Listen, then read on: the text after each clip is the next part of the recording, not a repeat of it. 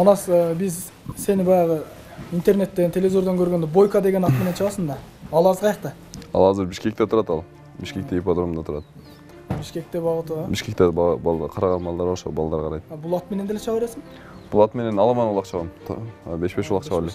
Бул аламандык бул. Аттардагы ага мындай даярдалат да. Эки аламандык башка болот, 5-5 болот. Бул аламандын бойкасы бул. Аламандын бойкасы.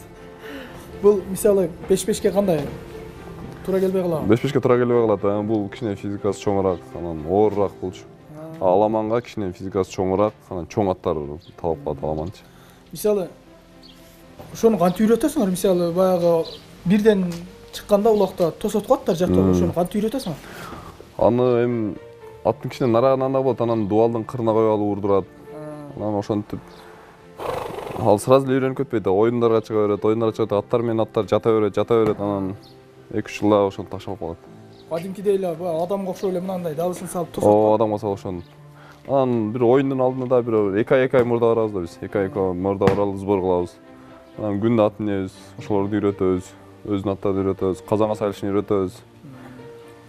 Тилек каршы жок экен да Бойко, ошол машыктыргандарды көргөзөйүн деген. Тилек каршы бул жерде болгондо кичине көрсөтүп бермекпиз го.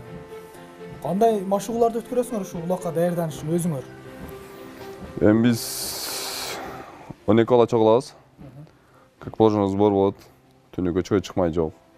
Строго эле карайт бизде. Эртең чуркатат. Машыктыруучу атайын. Атайын улакчыларга тренер болот. Машыктыруучу болот. Эртең чуркатат, турникке чыгарат, бруска чыгарат, кечинде дагы футбол ойнотот. Канатка чыгабыз, таш көтөрөбүз. Жакшы эле. Демек, берки спортчулар кылганды силер бардыгын кыласыз? Бардыгын кылабыз. Как положено сбордо жүрүп кылабыз. Башка спорттон эмне айырмасы бар ушул көк бөйрөнүн? Башка татаал же оңойлуу же кыйынбы? Эми башка спортто мисалы башка спортто бир адамдын өзү эле чечет да бирдемкеничи. Бул улакта өзүң чече албайсың да. Атың дагы болуш керек. Атың менен бала келиш керек. Ат менен бала келишпесе, ал ийгиликке жетпейсиң да. Туура эле. Мисалы баягы атактуу актер Болло Янг барго. Ошол Кыргызстанга 99-жылы келип айткан экен да, кикбокс боюнча келип анан баягы жюри болуп анан улакты көрүп калыптыр да.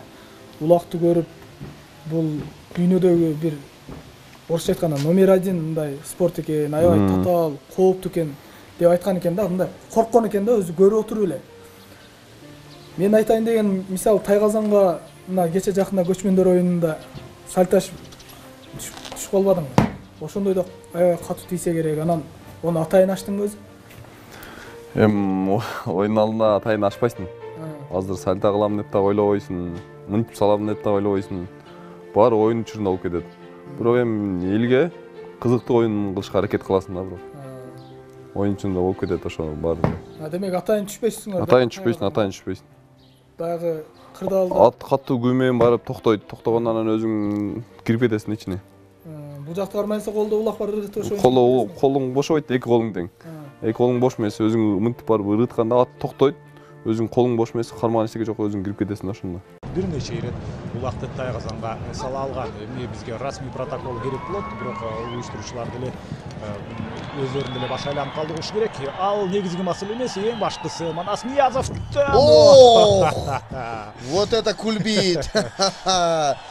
Что за акробатический трюк мы сейчас увидели? Он сделал это преднамеренно или это случайно? Все это спонтанно получилось. Давайте, я требую повтора, уважаемые режиссеры. Итак, Манас Ниязов схватил тушу и так понесся во весь опор. И близко вплотную приблизившись, ох, да, и лошадь его подкинула. Где можно такое увидеть? Ай-яй-яй-яй. Что за кадры, уважаемые телезрители? Вот так вот происходит финал. Наверное, иностранцы в неком недоумении, в шоке, в удивлении, потому что, ну, такой нигде не увидишь.